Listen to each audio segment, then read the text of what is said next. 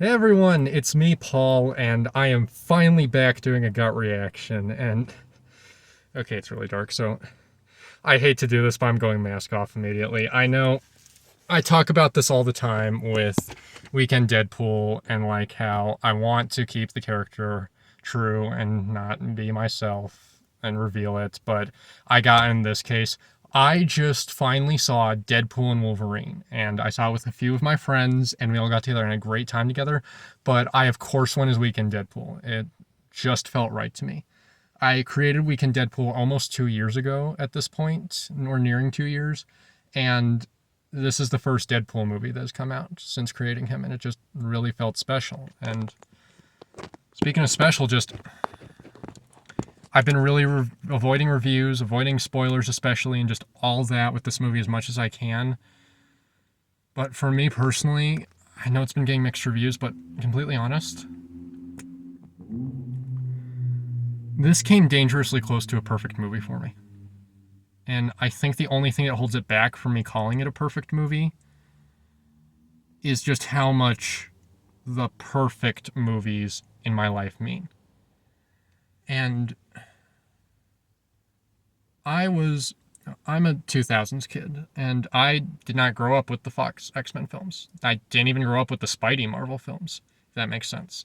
It's crazy. I was a huge Spider-Man fan, but at age 7, like a few years after these movies had come out, they just weren't my thing. I was too into cartoons and animation. If it was live action, I wasn't interested. But of course, time changes, and I'm into them now. I'm really into them. But I'm not a huge fan of the Fox movies, and that doesn't mean that they're all bad or that they have no good qualities, but they were just never my thing. A lot of them I just didn't like very much. But this movie is a tribute to all of them, and not just a tribute, a celebration. And I really think you're going to get more out of this movie if you have that connection to them as much as I do, or as much as even someone more than me does. There is so much, not just jokes and like mockery, but also obvious love and care for these characters, and how much that, yeah, to a certain point, especially when Disney bought Fox, they disappeared. They were gone, gave up. And it really says a lot about this movie and how much, personally, and this could easily just be me, dumb comic nerd Paul, overlooking the flaws as a cinematic adventure or as a actual film and just seeing it as a fun comic book. But I felt that love, and that was special enough to me. The movie is about 2 hours and 7 minutes long, likely including the credits, and not only did it feel longer than 2 hours, and I've gotten pretty familiar with the concept of 2 hours in my life at this point, but I never had a moment where I wanted it to go. I was ready when it was ready to end, but I never had a moment where I was like, move on, or can we get on with this? There were parts of it that came close. The beginning's not perfect. The first third has a lot to set up, but I just loved being with these characters. And for me, that's why I love Deadpool 2 more than Deadpool 1 already. I I love the characters more in Deadpool 2. I'm more interested in following them. I I'm more interested in the villains. I'm more interested in what Wade is going through, what he's trying to solve, where he's going next, who he's hanging out with, who he's fighting with.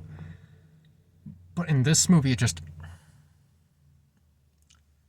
it went to a whole other level.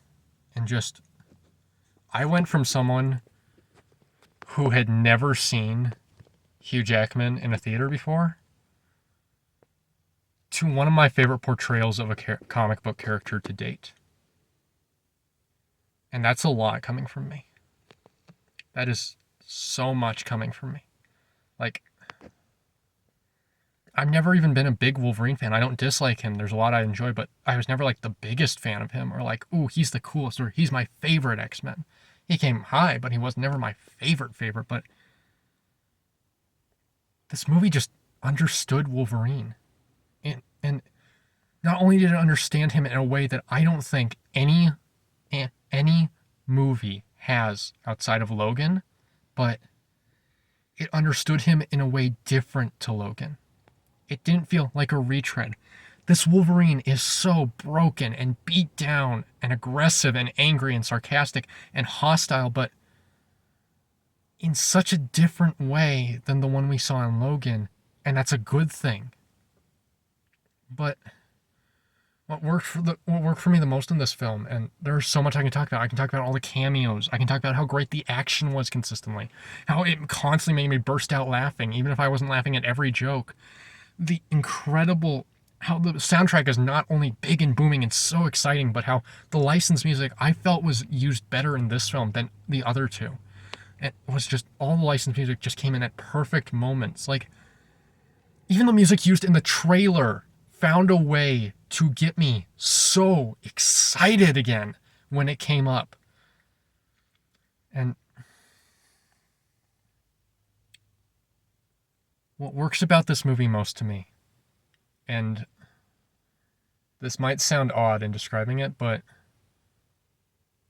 it didn't just give me the title, or it didn't just give me a comic book film. It gave me what it promised, and it gave me what I wanted to see.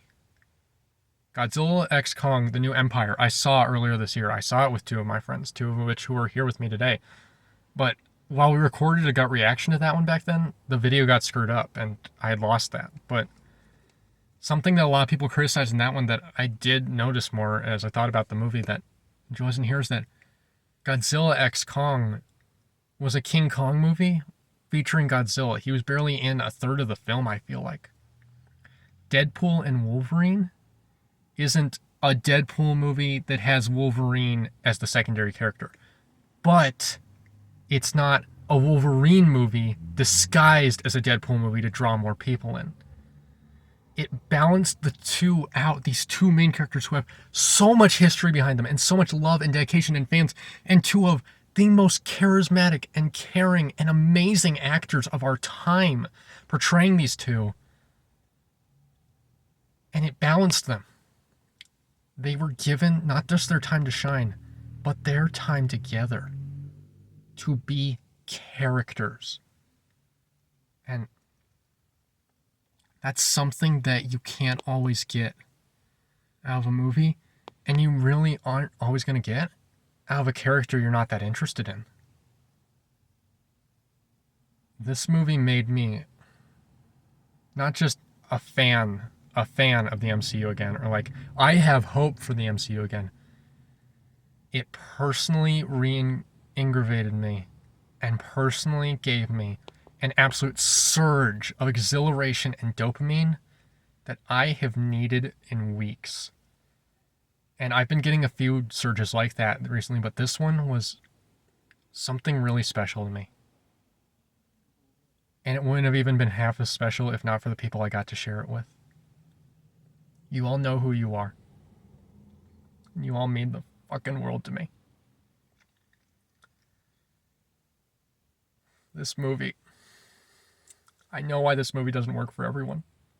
I'm not going to say it entirely worked, but it's not often a movie almost makes me cry or fills me with this sense of joy that I'm on the verge of tears. I barely even cry at movies, but the more I think back on this one and the experience it gave me, it wouldn't have been that good if not for the people I experienced it with. And how much of my world they are to me. You all are the best. You're such cool and exciting and funny and unique people, but more than that, you let a dumbass like me in. Just another dumbass growing up and making mistakes and figuring out life, and